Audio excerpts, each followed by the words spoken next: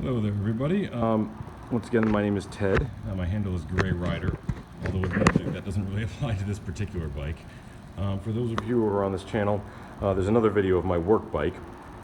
This right here is my play bike, is what I call it. The only name I could think of this bike is just I call her Alaska, because that's where I got it. I lived in Alaska for a little while, and fat tire bikes are super popular up there because you can ride them in the snow. So I picked this up when I was in Alaska, and I love it. It is probably one of my most favorite bikes I've ever owned, so I'll tell you a little bit about it. It is a 21-inch frame. I'm kind of a tall person. I did have the stem and the gooseneck extended here because otherwise the handlebars would have been right about there, and I'm a high rider. I like my riding in a little bit more of an upright position. Not totally upright, but closer. So I had it extended there. Also put some fenders on it because, well, obvious reasons. These particular tires, these are 4.7 inches wide, 26-inch tires in diameter, 4.7 inches wide. I do have studded tires that I was using in Alaska with little studs here. Those are Dillinger 5s. They're really good for ice. But these are summer tires, and these have actually held up pretty well. You can see there's still a decent amount of tread on those, even though I've had those on there for 2 years. This is a full suspension bike. As you can see, you've got rear shocks, front shocks. Most fat tire bikes that you will see on the road are not full suspension, but I've been riding full suspension now for so many years, it's kind of all I can ride anymore. So, as far as the pressure, I usually keep these tires at about 18 or 19 psi. Most people that I've talked to don't recommend going higher than 25 or 30. I like a little bit, closer to the higher pressure.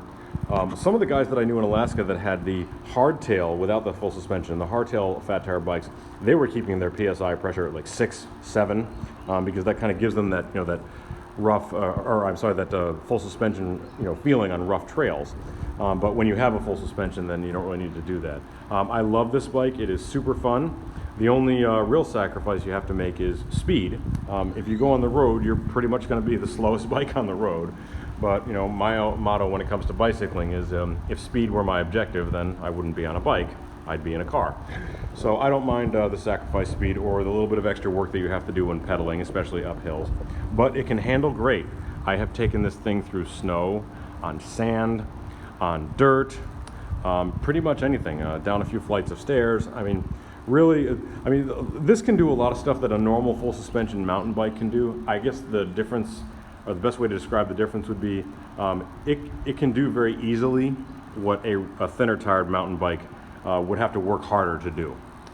So you really have a lot more stability with this bike. And something weird that I noticed when I started riding it and wiping out is that it's almost like this bike falls a little bit slower than most bikes. It's like you have an extra fraction of a second when you're tumbling over to put your foot out and brace yourself from the fall. And so that's obviously particularly useful if you take a lot of risky moves while you're riding. But really, all in all, one of the best bikes I've ever owned. Because I work so much with my other bike, I don't get to ride this one as much, but when I do, it's a lot of fun. So, okay, and again, this is my play bike, and my name is Ted, Gray Rider, and thank you for watching.